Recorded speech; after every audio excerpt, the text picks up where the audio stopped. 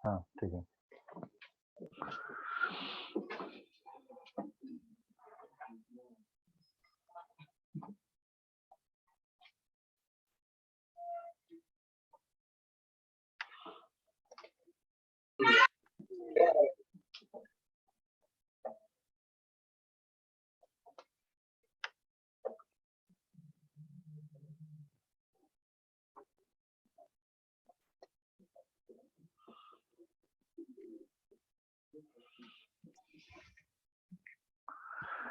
Good morning.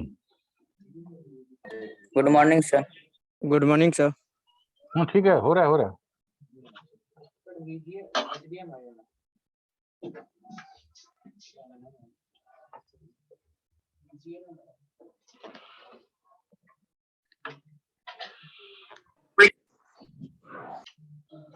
अच्छा,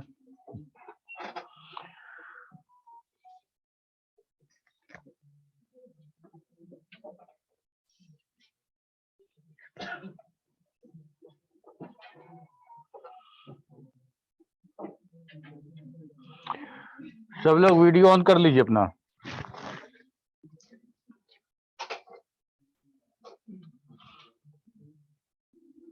हम लोग अभी रिवीजन कर रहे हैं।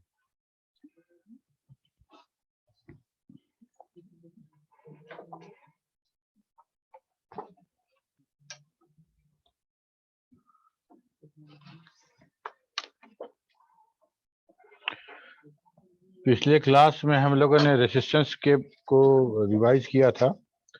आज हम लोग देखेंगे कैपेसिटर भी देखेंगे थोड़ा सा, फिर हम लोग एक बार इंडक्टर को भी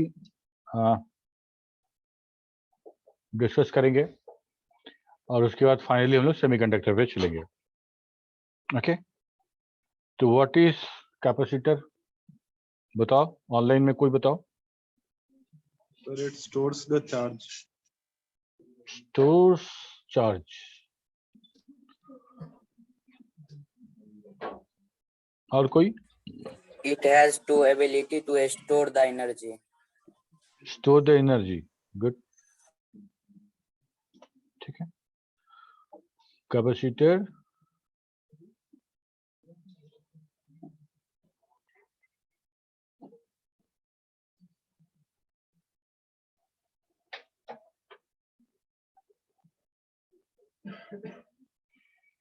देखो, ये 88 oblique Paramjit Premjit.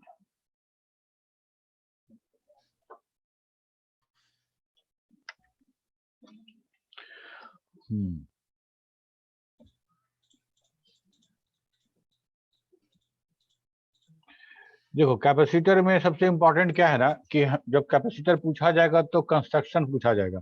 What is capacitor तो पूछा जाएगा, that is the definition. Definition के बाद जो पहला क्वेश्चन जो बनता है वो बनता है तुम्हारा कि explain the construction of the capacitor. Construction इसका कैसे होता है, इसका जो फैब्रिकेशन मेथड है वो क्या होगा। तो उसमें कुछ करना नहीं है, दो पैरेलल प्लेट होगा। हम तुमको मार्किंग में भी ये सवाल पूछे थे कि इसका कंस्ट्रक्शन बताओ, ठीक है। तो जैसा इसका अगर तुमको फिगर याद होगा, जो फिगर हम लोग देखे थे ये वाला, तो इसमें हम लोग क्या देखे थे, दो पैरेलल प्लेट है, दो कंडक्टर का प्लेट है और उसके बीच में एक इंसुलेटर के साथ उसको पैक किया गया है, ठीक है। ये इंसुलेटर नहीं भी होता, ये इंसुलेटर के जगह पे हम एयर रख सकते थे ना, एयर इज ऑल्सो इंसुलेटर। तो एयर होता तो भी हमारा ये कैपेसिटेंस क्रिएट करता, ठीक है। लेकिन हमको यहाँ पे इंसुलेटर रखा है। अच्छा, इंसुलेटर का सबसे पहला जो यूजेस है वो ये है कि दोनों प्लेट को शॉर्ट होने से बचाए। दोनों प्लेट अगर टच कर गया तो हमारा चार्ज अकोमुलेट नहीं होगा, जो चार्ज अकोमुलेट होगा वो ट्रैवल कर जाएगा, जैसे किसी कंडक्टर में वो कंडक्ट कर जाता है।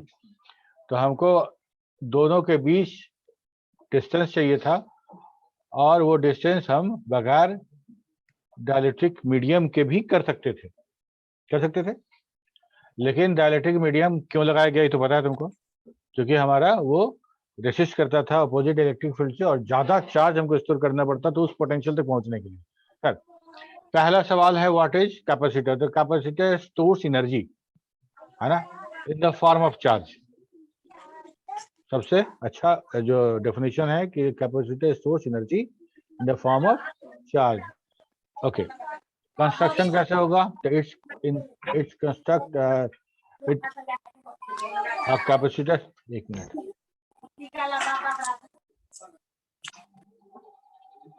the capacitor has भाई the two mic on parallel कर plates दो ना यार, जिसका ऑन है। made of conductor and Neeraj a तुम अपना insulator mic off between them। करो। ठीक है, हाँ जी, क्या बोले? सर नीरज का माइक ऑफ करवाइए, हमेशा ऑन रखता है। नीरज, किसका माइक कौन है जी?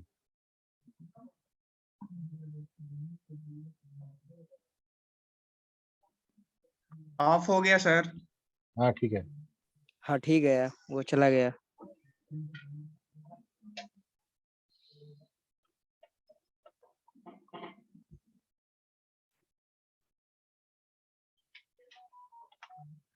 ओके, तो कंस्ट्रक्शन में क्या लोग बोलेंगे कि हमारा कंस्ट्रक्शन जो होता है वो capacitor consist of two parallel plates of conductive material which are not connected और टचिंग ईच अदर। ठीक है, और इसके बाद जो होगा वो ये है कि both plates are separated by good insulating material such as wax paper, mica, ceramic, plastic और इवन लिक्विड आल्सो। ठीक है, लिक्विड मतलब ऐसा लिक्विड नहीं जो कंडक्ट कर दे, मतलब पानी वाला, पानी टाइप का नहीं, ऑयल जैसा, है ना, ऑयल जैसा जो कंडक्ट ना कर सके वैसा कुछ लिक्विड। तो ये हमारा कैपेसिटर हो गया, कंस्ट्रक्शन हो गया। कैसा कैसा हो सकता है कंस्ट्रक्शन जो हमारा कैपेसिटर है वो हमारा? अच्छा, प्लेट कैसा लग सकते हैं? क्या हम स्क्वायर प्लेट रखे या रेक्टेंगुलर रखे या राउंड शेप में भी रख सकते हैं, है ना? राउंड जो हम लोग देखे थे, जो नॉन कंडक्टिव जो देखे थे, पीएफ वाला नॉन कंडक्ट कैपेसिटर, ये वाला देखो, ये वाला नीचे ये वाला जो है ना, तो यहाँ पे देखो राउंड राउंड प्लेट है। ठीक है, नॉन पोलैरिटी करने का मतलब इसे प्लस माइनस नहीं रहता है, इसे प्लस माइनस है इस वाला कैपेसिटर में। ठीक है, नॉन पोलैरिटी वाला में प्लस माइनस नहीं होता है, कैसे भी कनेक्ट करो। ठीक है, तो ये हो गया। The insulating material between the plates are called dielectric and which restrict the flow of charges across the plate. The conductive plate can be of any shape like square, circular, rectangular, and capacitor will be in cylindrical or spherical. Okay.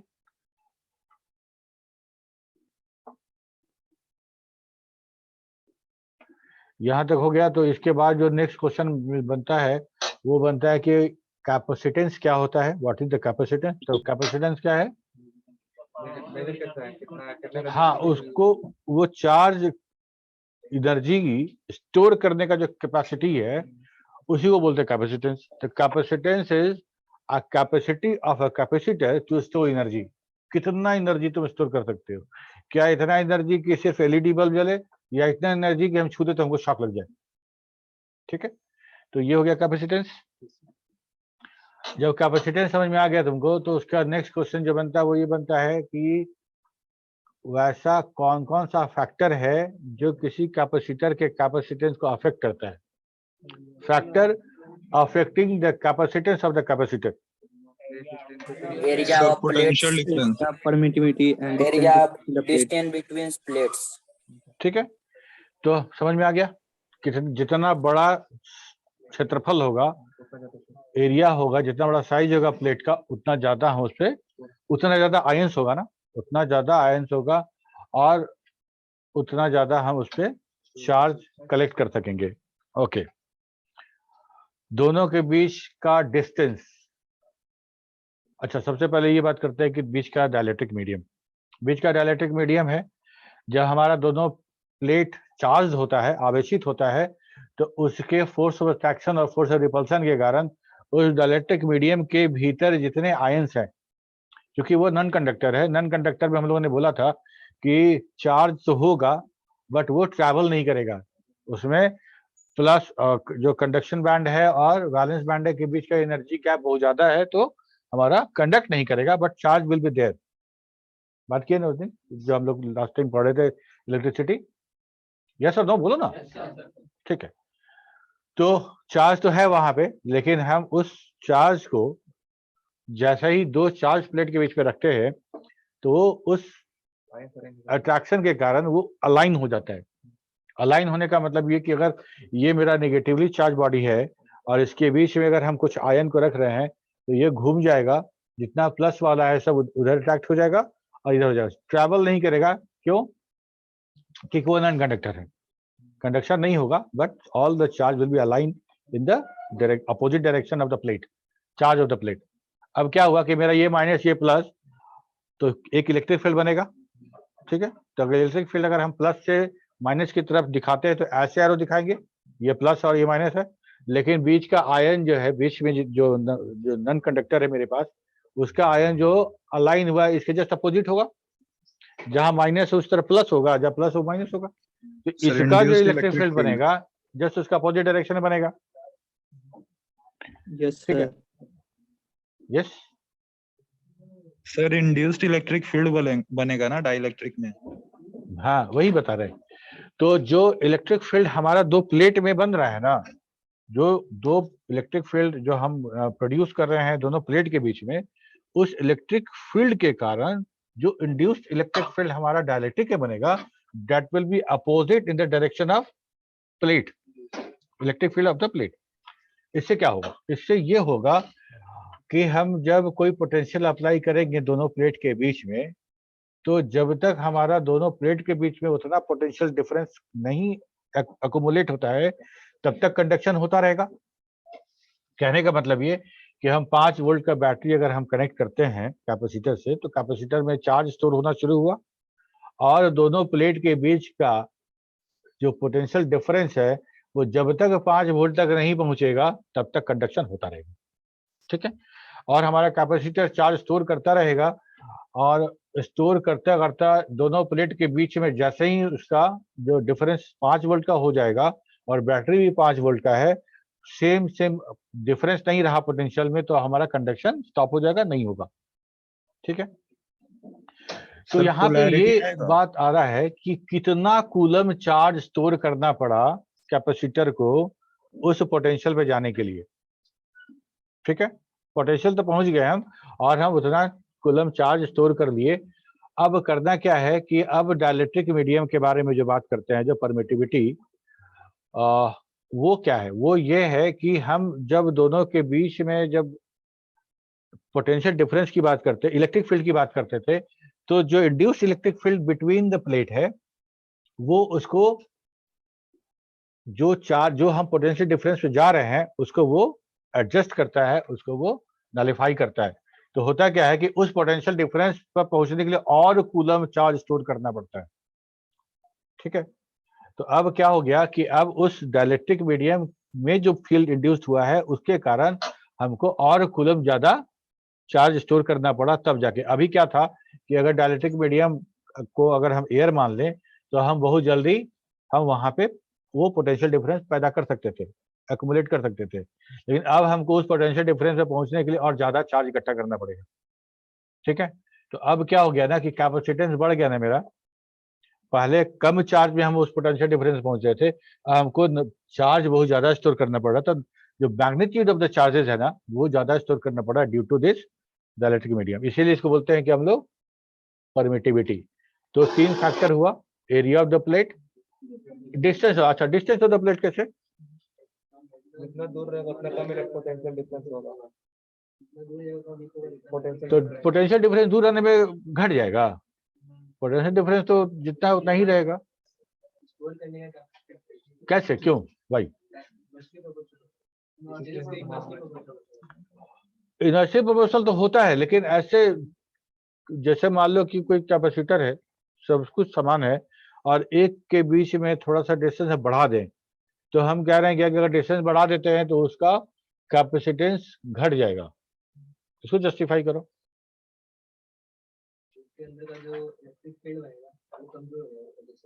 Yes, अब देखो क्या है, दोनों plate के बीच का distance जितना कम होगा उस दोनों प्लेट के बीच का इलेक्ट्रिक फील्ड उतना स्ट्रांग होगा। जैसे जैसे दूर करते जाएंगे तो दोनों के बीच का इलेक्ट्रिक फील्ड वीक होता चला जाएगा, ठीक है। बिल्कुल बड़ा अच्छा बहुत सिंपल सा है, दो मैग्नेट ले लो, नेगेटिव नॉर्थ पोल और साउथ पोल का, और बहुत दूर अगर हम रखते हैं तो हमको जो अट्रैक्शन महसूस होता है बहुत कम होता है।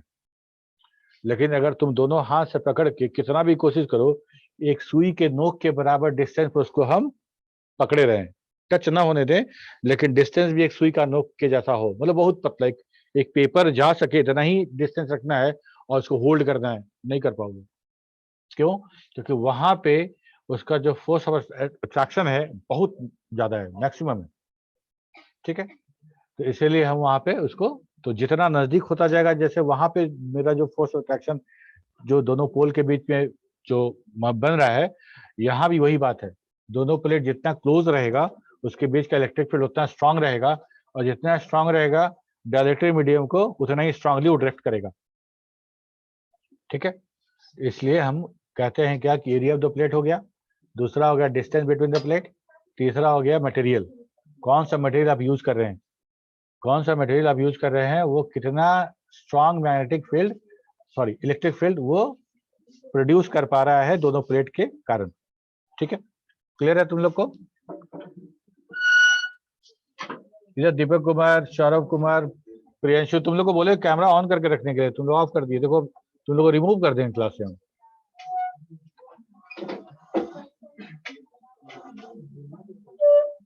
दीपक,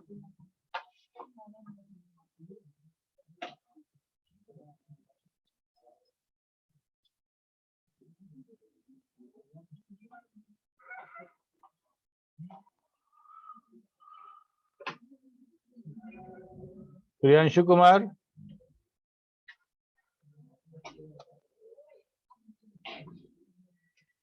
हर्ष अग्निहोत्री,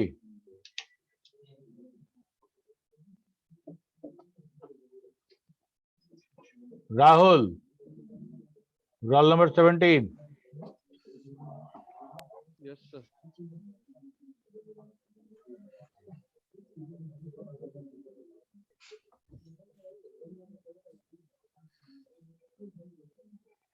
मोहम्मद सादर आलम,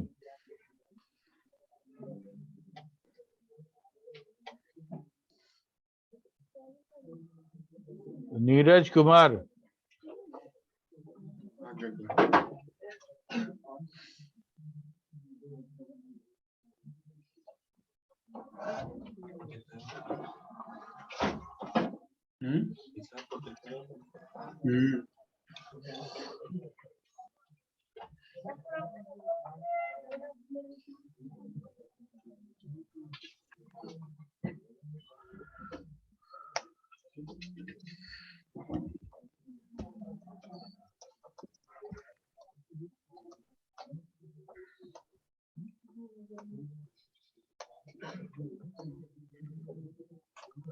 समझ में आया? कैपेसिटर सबका क्लियर हो गया? डाइलेक्ट्रिक कांस्टेंट डायलेक्ट्रिक की तुम्हारे बात की ना। सर, कांस्टेंट टाइप को बता, डाइलेक्ट्रिक कांस्टेंट। देखो डायलेक्ट्रिक कांस्टेंट हम लोग क्या करते हैं ना कि जो हम लोग जो इक्वेशन बनाते हैं, C is equivalent to directly proportional to area of the plate। ठीक है, तो C proportional to A और इनवर्सली प्रोपोर्शनल डिस्टेंस तो 1/d, तो दोनों को कंबाइन करते 3/d हो जाता है। तो हमको हमेशा जो प्रोपोर्शनल साइन है उसको हमको एक प्रोपोर्शनलिटी कांस्टेंट यूज करना पड़ता है इक्वल टू साइन के लिए। तो यहाँ पे जो इक्वल टू साइन लगाते हैं उसी को बोलते हैं डायलेक्ट्रिक कांस्टेंट, और जो बोलते हैं परमिटिविटी ऑफ डायलेक्ट्रिक मीडियम। ठीक है, तो ये हमारा जो इक्वेशन बन के रेडी होगा ऐसा हो जाएगा ना, C बराबर A/D तो आ रहा था, C proportional to directly proportional to A/D equal to किए तो हम, अच्छा ये प्रोपोर्शनलिटी कांस्टेंट समझ में आ रहा तुमको? नहीं, एक बढ़ेगा तो दूसरा भी बढ़ेगा। अच्छा नहीं, जैसे मान लो कि मेरे पास कोई x है, ठीक है, इसका जस्ट डबल तुम्हारे पास कोई सामान है, ठीक है, तो हम बोलेंगे ना कि हम मेरे पास बढ़ेगा 2 होगा, तुम्हारे पास भी उसका बढ़ जाएगा। तो हम जैसे से बढ़ रहे हैं तुम उसी समानुपात में, उसी अनुपात में तुम भी बढ़ रहे हो। तो हम बोलेंगे ना कि मेरे पास x है, तुम्हारे पास y है, तो x is directly proportional to y। ठीक, अब हमको करना क्या है कि हमको दोनों के बीच में अनुपात सेट करना है कितना होगा। तो मेरे पास जितना है उसका दुगना तुम्हारे पास है, तो मेरे पास 1 है तो तुम्हारे पास 2 है, मेरे पास 2 है तुम्हारे पास 4 है, मेरे पास 3 है तुम्हारे पास 6 है। ठीक है, तो x बराबर y करने के लिए कांस्टेंट चाहिए ना, वो कांस्टेंट होगा 2। तो आप लिखेंगे x बराबर 2 इंटू वाई। ठीक है, वही बात यहाँ पे भी है। तो C जो है वो जो कैपेसिटेंस है A बाई डी के अकॉर्डिंग है, मतलब A बाई डी बढ़ेगा, टोटल A बाई डी बढ़ेगा तो C बढ़ेगा, A बाई डी बढ़ेगा तो C बढ़ेगा। तो कितना बढ़ेगा, ये कितना बढ़ेगा, तो ये बढ़ने के लिए हमको एक कांस्टेंट चाहिए, उस कांस्टेंट से गुना कर देंगे तो बढ़ जाएगा। तो वो कांस्टेंट है मेरा डायलेक्ट्रिक मीडियम का, जो हम निकालते हैं परमिटिविटी। समझ में आई बात? ठीक है, पैरेलल और सीरीज कनेक्शन, अगर तुम रेजिस्टेंस का देखे हो तो इसको भी समझ जाओगे तुम, जस्ट उलट जाता है। वहां पे जो पैरेलल वाला जो फार्मूला है यहाँ वो सीरीज में लग जाता है, और वहां सीरीज में पैरेलल, बाकी सब वही है। ठीक है, अगर हम, चूंकि क्लास हो चुका है, रिवीजन है, इसलिए छोटे छोटे चीज पे हम कंसंट्रेट नहीं कर रहे हैं। फिर भी अगर किसी को इश्यू होगा, सर ये कैसे आ गया है, इसको तो हम निकाल दिए थे, फिर अभी भी अपना कैमरा ऑफ करके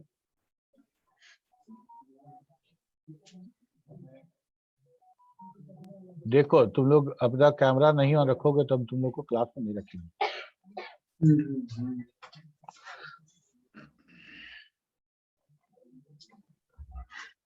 ठीक है, अब रहा बात इंडक्टर का। ठीक है, तो इंडक्टर का मतलब ये कि अगर हम किसी तार के अंदर किसी कंडक्टर के वायर से अगर हम कुछ कंडक्शन करना चाहें, कुछ करंट फ्लो करना चाहें, तो वो तार कैसा बिहेव करेगा। म्यूट करके रखो, चलो म्यूट करके रखो जी, आवाज आ रहा है कहीं से।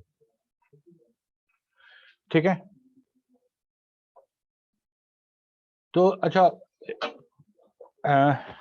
न्यूटन लॉ ऑफ मोशन याद है तुम लोग को? उसमें एक था ना जड़त्व का नियम, लॉ ऑफ इनर्शिया। क्या था बताओ तो? अगर रेस्ट में तो रेस्ट में रहना चाहता है, मोशन है तो मोशन में रहना चाहता है, बिल्कुल। तो यहाँ पे भी वैसा ही है नियम कि अगर किसी तार से करंट फ्लो हो रहा है तो वो तार जो कंडक्टर है उसको फ्लो कराता रहना चाहता है, लेकिन जैसे ही तुम चेंज करते हो उसमें, जैसे ही उसमें चेंज आता है तो उस चेंज के प्रति वो नाराज हो जाता है, मतलब चेंज को रेस्ट्रिक्ट करता है, चेंज को रेस्ट्रिक्ट करता है। लेकिन अगर वो चेंज थोड़ी देर तक, मान लो, कहने का मतलब कि हम कुछ वोल्ट प्रवाह कर रहे हैं, कुछ कंडक्शन कर रहे हैं, और हम जैसे वोल्टेज बढ़ाते हैं, ठीक है, तो मेरा पहले था 3 वोल्ट, अभी हम कर दिए 3.5 वोल्ट। 3 से 3.5 के बीच जो चेंज हुआ, उस चेंज के अगेंस्ट में कैसे होता है, ये बात करेंगे। उस चेंज के अगेंस्ट में वो वायर काम करता है, और वो उतने 0.5 वोल्ट का जो तुम बढ़ाए हो उसको वो रेसिस्ट करता है, रोक देता है। तो क्या होगा, लेकिन हाँ, अब उसके बाद तो रोक दिया, अगली बार तुम्हारा वोल्टेज नहीं बढ़ा, 3.5 ही रहा, अगले बार भी 3.5 रहा, अगले सेकंड, तो फिर कंडक्टर को वो इंक्रीज नजर नहीं आता है, बोलता है पिछला वाला वोल्टेज सेम है, तो वो फिर वो कंडक्शन स्टार्ट हो जाता है। लेकिन फिर अगर तुम इंक्रीज करोगे तो फिर जितना इंक्रीज होगा फिर उसको रिस्ट्रिक्ट करेगा। ठीक है, थोड़ी देर बाद फिर उसको नॉर्मल लगेगा तो वो उसको फिर अलाउ करेगा। तो होता क्या है ना कि कंडक्टर में अगर हम वोल्टेज एकाएक बढ़ाते हैं तो हमको जिस स्पीड से हम वोल्टेज इंक्रीज कर रहे होते हैं, मान लो कि हम लगा दिए वेरिएबल रेजिस्टेंस लगा दिए और हम वोल्टेज बढ़ाना शुरू किए, तो जैसे जैसे तुम वोल्टेज बढ़ाओगे अकॉर्डिंगली हमको वोल्टेज आउटपुट में नहीं मिलेगा अगर उधर टेस्ट करेंगे तो। ठीक है, ये रेसिस्ट करेगा जैसे पहले करते थे। ठीक, इसका उल्टा वोल्टेज अगर तुम घटाओगे, ये भी पसंद नहीं है इसको। अगर तुम 5 वोल्ट से सीधे 4.5 वोल्ट करोगे तो ये चेंज नहीं पसंद है, वो अभी उसको 5 वोल्ट कंटिन्यू करके रखना चाहेगा। ठीक है, तो अब क्या हो गया ना कि जब हम बढ़ाए थे तो जो इलेक्ट्रिक फील्ड के रूप में जो स्टोर करके रखा था, जिससे रिस्ट्रिक्ट किया था, उसको रिलीज करेगा, उसको वो जैसे कैपेसिटर कर रहा था वैसे उसको रिलीज करेगा। जैसे घटाएंगे तो वो रिलीज करेगा उसको, क्योंकि चाहता है कि हमारा जो टाइम वेरिंग करंट है वो वेरी नहीं करना चाहिए, कांस्टेंट टाइम चाहिए, कांस्टेंट करंट चाहिए। आप घटाइएगा तो वो बढ़ाने की कोशिश करेगा, आप बढ़ाइएगा तो वो घटाने की कोशिश करेगा। समझ में आया? ये तो हो गया कंक्लूजन, ऐसा होता है। ऐसा होगा कैसे? इलेक्ट्रोमोटिव फोर्स ऐसा होगा कैसे? फाइनली फिजिक्स क्या है इसके पीछे? तो वही है हमारा law of inductor. Law of inductor यही है, ओके, कि व्हेन अ करंट, अच्छा ये भी तो हम लोग अभी उस दिन कल डिस्कस कर रहे थे ना कि इलेक्ट्रॉन अगर किसी तार से अगर जा रहा है और तो वो हमारा वायर पूरा का पूरा एंटीना जैसा काम करता है और वो इलेक्ट्रोमोटिव फोर्स को आकर्षित करता है। अब यहाँ पे देखो हम लोग बात करते हुए ना, current pass through a conductive wire, it will generate magnetic field around it. ठीक है, उसके पीछे उसके अगल बगल एक मैग्नेटिक फील्ड क्रिएट होगा। ठीक है, पहला वाला तो रूल ये था। रूल 2 था, where a magnetic field occur there will be some current around it. Current का और इलेक्ट्रिक फील्ड का बड़ा जबरदस्त रिलेशन है। अगर कहीं पे आवाज जा रहा है पीछे तक ना, कहीं पे अगर मैग्नेटिक फील्ड क्रिएट हो रहा है और वहां पे अगर हम किसी कंडक्टर को लेके आते हैं तो उस मैग्नेटिक फील्ड के कारण उसमें करंट इंड्यूस होता है। ठीक है, बिल्कुल वैसे ही जैसे हम लोग इसके बारे में बात किए थे हमारे चार्जर में, या इसमें जो फेरिट बीट्स लगा हुआ है वो इसीलिए लगाया गया है कि हम उसको ठीक कर सके। खैर ये दूसरा टॉपिक है।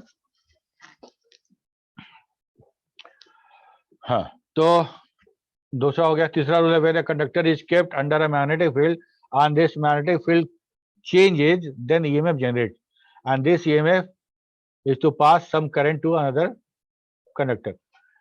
जैसे हम लोग बात कर रहे हैं टाइम वेरिंग करंट का, तो टाइम वेरिंग करंट होगा तो हमारा क्या करेगा? देखो यहाँ पे ये हमारा एक कॉइल है, उसी को हम लोग ने ऐसे से लपेट के थोड़ा छोटा कर दिया।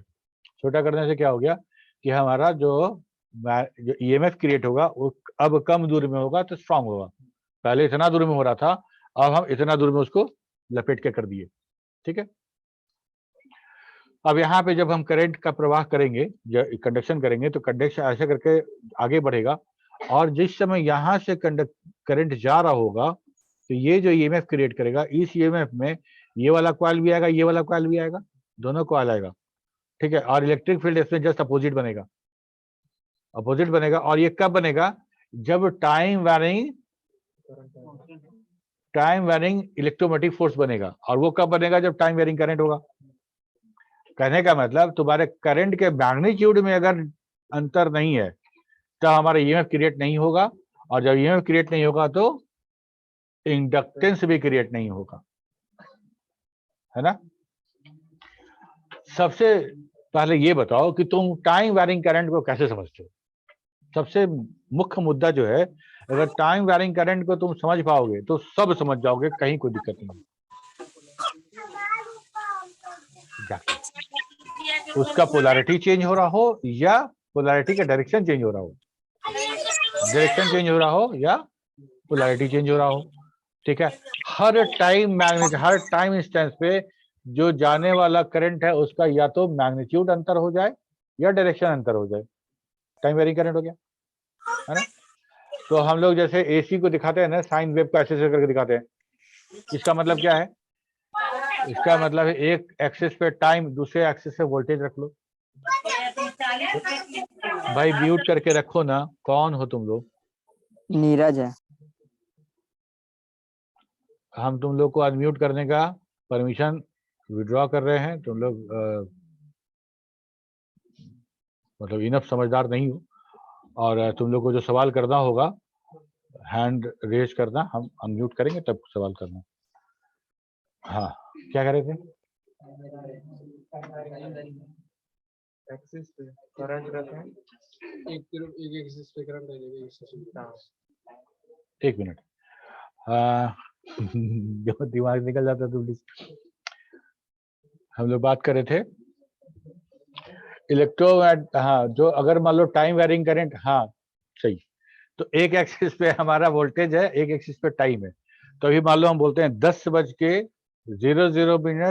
और 00 मिलीसेकंड पे ये वोल्टेज है, तो हम एक मार्क कर दिए, वोल्टेज जितना है। फिर हम बोल रहे हैं 10:0 पे और 1 मिलीसेकंड पे ये वोल्टेज है, दूसरे मिलीसेकंड पे ये वोल्टेज है, तीसरे मिलीसेकंड ये वोल्टेज है। इसको अगर हम सबको मिलाएंगे तो हमको स्ट्रेट लाइन नहीं मिलेगा, हमको कर्व मिलेगा, कर्व मिलेगा। तो या फिर ऐसे मिल सकता है, ऐसे मिलेगा तो बहुत वोल्टेज बढ़ता चला जाएगा, ठीक है। तो कर्व मिलेगा एक समय जाके हमको। अगर मान लो एक वोल्टेज स्ट्रेट लाइन मिलता है, एकदम पैरेलल लाइन, पैरेलल टू एक एक्सिस अगर लाइन मिलता है तो वैसे को हम बोलते हैं डायरेक्ट करंट। डायरेक्ट करंट अगर मान लो 5 वोल्ट पे लाइन है और 5 वोल्ट सीधे 5 वोल्ट है, तो हर टाइम इंस्टेंस पे 5 वोल्ट है, तो टाइम वेरिंग तो नहीं हो रहा है। According to time current is not varying. जो करंट वेरिंग नहीं हो रहा है तो इंडक्टर को भी परवाह नहीं है, इंडक्टर भी आराम से है, क्या जो जा रहा है वही जा रहा है, इसमें कुछ बढ़ाव घटाव नहीं हो रहा है, बढ़ाव घटाव नहीं हो रहा है। तो ना ईएमएफ क्रिएट होगा और न ही इंडक्टेंस क्रिएट होगा। हाँ, लेकिन डीसी वोल्ट के साथ भी एक बात है कि 0 वोल्ट से जैसे ही 5 वोल्ट का करंट आया था ना, पहले 0 वोल्ट पे था और जैसे ही स्विच ऑन किए थे डीसी 5 वोल्ट, तो 0 से 5 तो करंट वेरी हुआ ना, उस इंस्टेंट पे वो मैग्नेट बनेगा, वो उस इंस्टेंट ईएमएफ क्रिएट होगा, इंडक्शन क्रिएट होगा। लेकिन लेटर ऑन वो खत्म हो जाएगा क्योंकि 5 वोल्ट हमारा चेंज नहीं हो रहा है।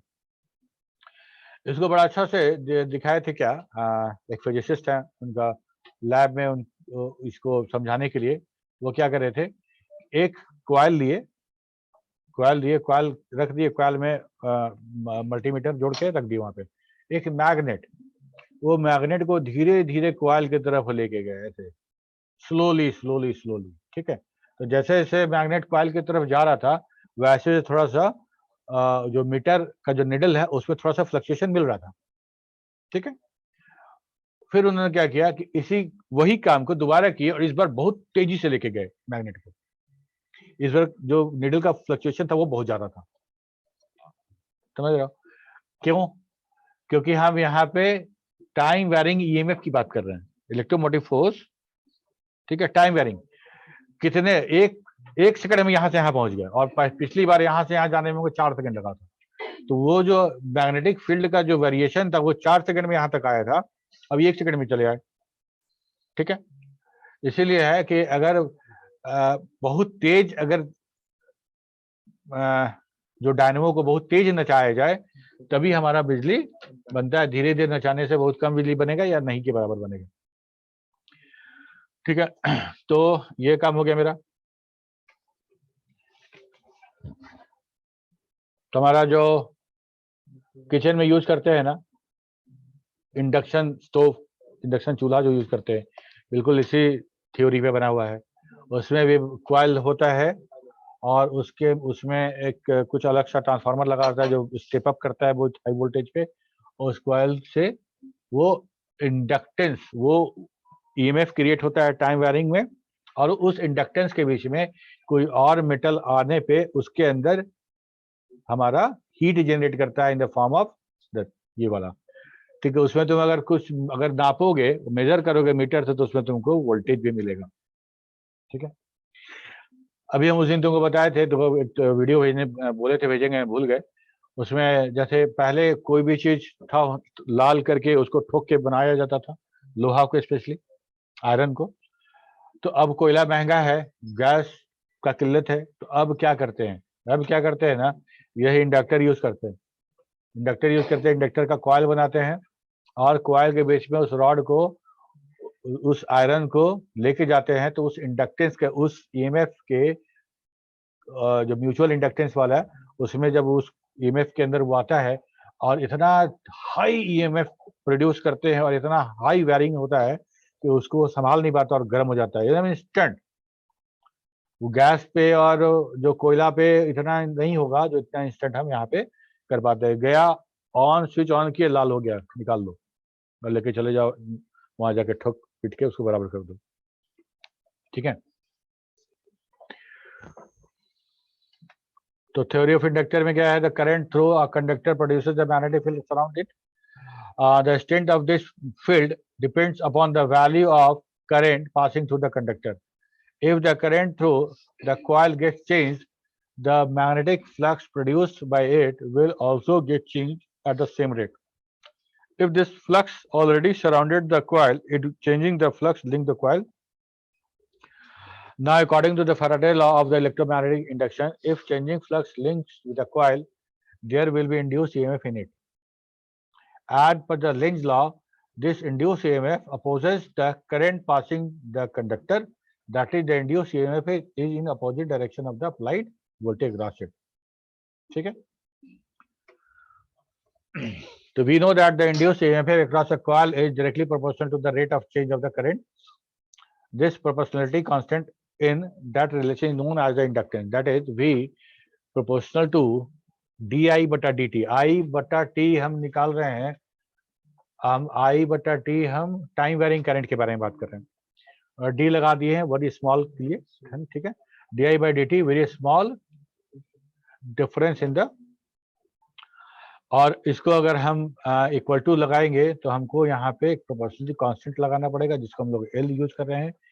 तो B बराबर हुआ L di by dt, that is equation 1, और L बराबर हम चेंज कर दिए, L बराबर V by di by dt, ये हमारा हो गया. इंडक्टेंस जो L जो है दैट इज जो प्रोपोर्शनलिटी कांस्टेंट L है दैट इज इंडक्टेंस. ये actually measure of the inductor's resistance to the change of the current flowing through the coil. So, in other words, inductance is a name given to the property of the component that opposes the change of current flowing through it. The unit of inductance is Henry. When a current flowing through a coil changes at the rate of 1 ampere per second, and this changes induced voltage of 1 volt, then inductance will be 1 Henry. दो तरह का था, self and mutual. Self मतलब जो इस coil अभी जो देखे थे यहाँ पे, ये वाला इंडक्टेंस था, ये था सेल्फ. ठीक है. सेल्फ इंडक्टेंस में कि when time varying current flow in a coil, the time varying flux is produced and this varying flux will link with the coil itself, and as a result there will be EMF induced in the coil itself. It is called self-induced self-inductance. ठीक है.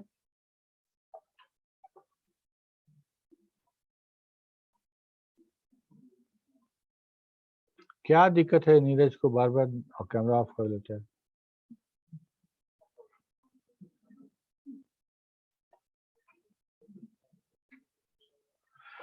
Mutual inductance, ठीक है. ये देखो, ये वाला coil है और इससे जो करंट जो प्रवाह कर रहे हैं तो फ्लक्स बन रहा है, और उस फ्लक्स को हम लोग फाई से डिनोट कर रहे हैं, फाई. और D I by D T that is the time varying current, और D I by D T time में थोड़ा थोड़ा फ्लक्चुएशन हो रहा है, टाइम वेरिंग करंट, और दूसरे जो थोड़ा थोड़ा फ्लक्चुएशन हो रहा है उससे जो फ्लक्स क्रिएट हो रहा है that is d phi. Okay. According to Faraday law जब V बराबर था N d phi by D t. Equation को तुम देखना है ना, दिस इज इक्वेशन 2, और सारे इक्वेशन मिला के हम लोग फाइनल इक्वेशन निकालेंगे, और एग्जामिनेशन में अगर तुम उसको लिखोगे तो अच्छा नंबर मिलेगा. ठीक है. हम लोग इसको डिराइव नहीं करना है, हम लोग को डिराइव नहीं करना है, हम लोग को सिर्फ जानना है कि इसका फार्मूला क्या होता है. ठीक है. तो हमको लगता है +2 में इसको डिराइव किए भी होंगे. ओके. इसके बाद हम बोलते हैं म्यूचुअल इंडक्टेंस. म्यूचुअल इंडक्टेंस है कि अगर हम किसी इंडक्टर में टाइम वेरिंग करंट फ्लो करा रहे हैं तो उसके अंदर जो टाइम वेरिंग फ्लक्स जनरेट हो रहा है, ईएमएफ जनरेट हो रहा है, उसके अंदर में कोई दूसरा इंडक्टर अगर आ जाता है, इंडक्टर बोलो, तो उसके अंदर उसके लिए हमारा एक अलग ईएमएफ क्रिएट होता है. हाँ, इसमें भी ईएमएफ क्रिएट होता है. नहीं, ईएमएफ क्रिएट तो उसमें होगा जिसमें हम कंडक्शन करें, जिसमें करंट पास करा रहे हैं, उसके थ्रू उसका हो जाए. तो उसमें उसके जो ईएमएफ जो होगा वो ईएमएफ करंट पास करा तो ईएमएफ क्रिएट हुआ. उस ईएमएफ में अगर कोई इंडक्टर उस फील्ड के अंदर आता है तो क्या होगा कि उस ईएमएफ के कारण, उस फ्लक्स के कारण उसके अंदर इलेक्ट्रिसिटी इंड्यूस होगा. समझ में आ रही बात?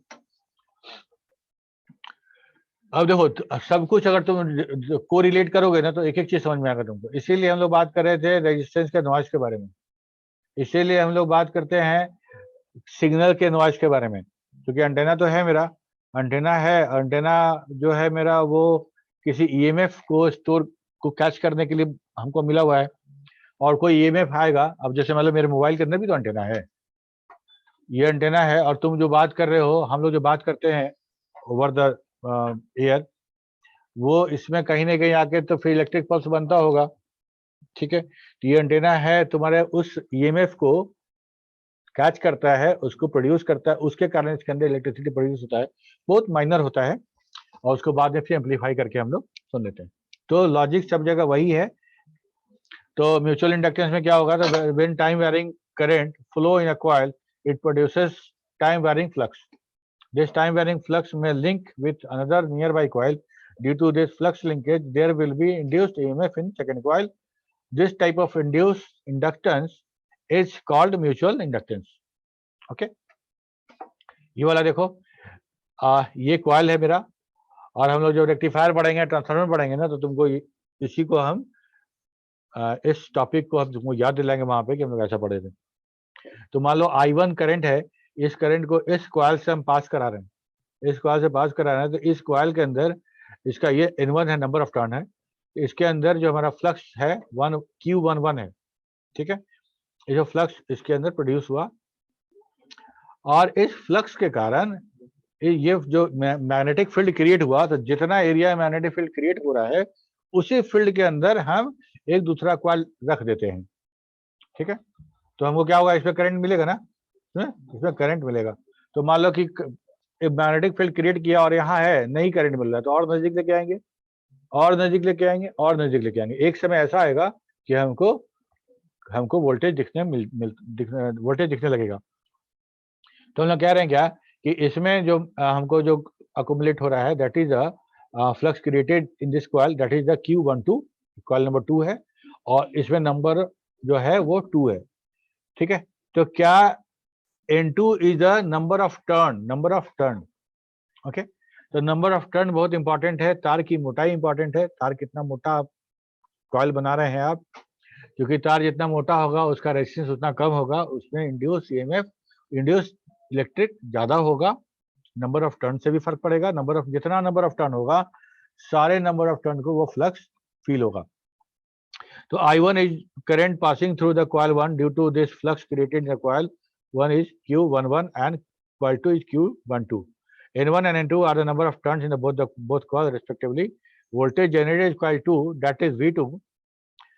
N2 number of turn dQ12 मतलब सेकेंड वाले कॉइल में का फ्लक्स बटा dt टाइम, ठीक है। ये हो गया equation 3। Since voltage generated to the coil number 2 is proportional to the rate of change of current of coil number 1, then V2 proportional to di1 बटा dt, और V2 बराबर m लगा म्यूचुअल इंडक्टेंस के लिए, प्रोपोर्शनलिटी कांस्टेंट, तो ये मिल गया equation 4। m बराबर म्यूचुअल इंडक्टेंस और कोएफिशिएंट ऑफ म्यूचुअल इंडक्टर, ठीक है। टाइम खत्म हो गया सेमीकंडक्टर अगले क्लास में। यहाँ तक किसी को कोई सवाल है तो पूछो।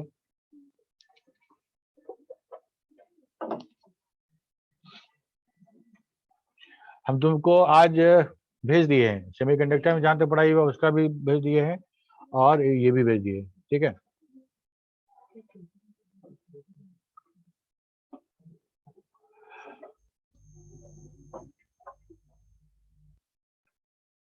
विनय कुमार रोल नंबर आप नहीं लिखे हैं, यहाँ पे रोल नंबर लिखना है।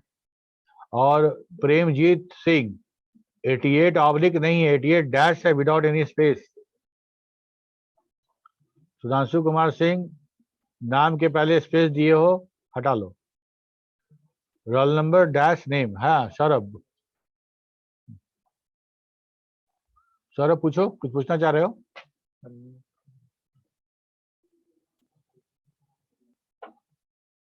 Saurabh Kumar roll number 16।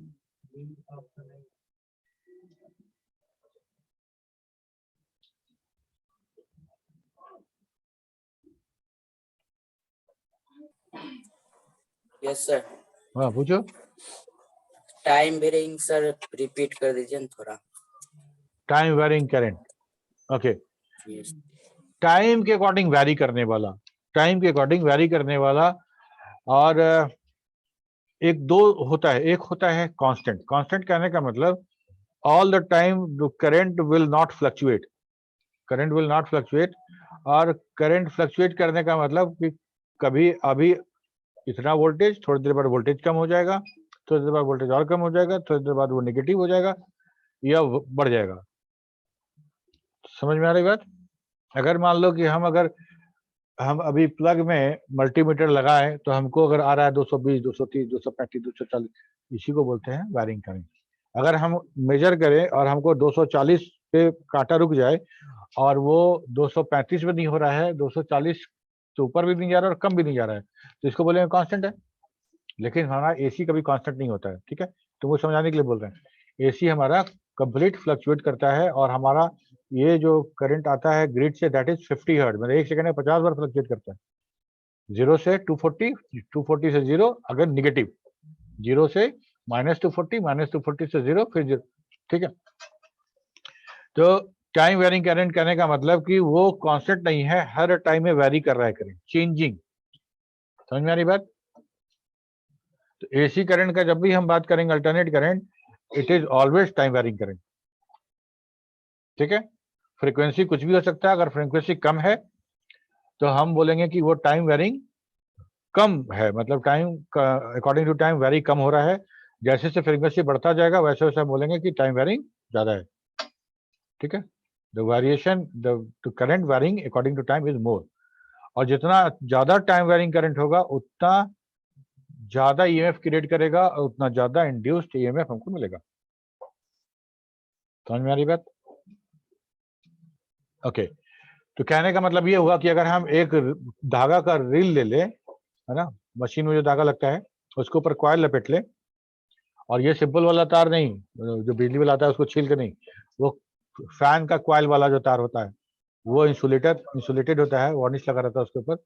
तो उसको अगर हम लपेट लें, लपेटने के बाद अगर उसमें टाइम वेरिंग करंट हम उसमें कंडक्ट करें तो उसके अंदर में अगर हम कुछ वैसा मटेरियल जिसको आयनाइज कर सके, आयरन, है ना, लोहा का गोली नहीं होता है जो पहिया में लगता है, बॉल, ठीक है, अगर वो आयरन का होना चाहिए, एक बार मैग्नेट से करके देख लेना। तो क्या होगा कि अगर उसको ऐसे बंद कर लोगे, ऐसे बंद करके अगर हम उसको शेक करेंगे तो तार में, सॉरी गोली नहीं, मैग्नेट, उसके अंदर एक मैग्नेट रख लो, निकोडियम जो मैग्नेट आता है वो डाल लो और मैग्नेट को हिलाओ कस कैसे करके, ऐसे करके, जैसे दवा का डब्बा हिलाते हैं ना हम लोग, शेक वेल बिफोर यूज, ऐसे करके शेक करोगे तो क्या होगा ना कि उसके अंदर का जो मैग्नेट कभी नीचे जाएगा कभी ऊपर जाएगा, ऐसे ऐसे होगा, तो उसके ईएमएफ में कंटिन्यूअस चेंज होगा। उस चेंज के कारण जो कॉइल तुम्हारा लपेटा हुआ है उसमें बिजली रिड्यूस हो जाएगा, ठीक है? समझ में आ रही बात? अच्छा, एक साइकिल में पीछे में लगा होता है इतना बड़ा था, जो साइकिल के पहिया के साथ नचता है तो साइकिल का लाइट जलता है, देखे हो? क्या होता है उसके अंदर? उसके अंदर मैग्नेट होता है, कॉइल होता है, कॉइल होता है और मैग्नेट होता है, और हम साइकिल के पहिया के साथ उसी मैग्नेट को या कॉइल को, दोनों में से किसी एक को रोटेट करते हैं ताकि हम चेंज ईएमएफ को फील करा पाए, कॉइल को बताना है कि ईएमएफ चेंज हो रहा है, ईएमएफ चेंज होता हुआ दिखेगा, ठीक है? तो टाइम वेरिंग इसी को कहते हैं कि according to time that will vary, okay? DC current अगर यूज करोगे तो हमारा मैग्नेट ईएमएफ क्रिएट नहीं होगा, इंडक्टेंस बनेगा नहीं, ना म्यूचुअल ना सेल्फ, ठीक है?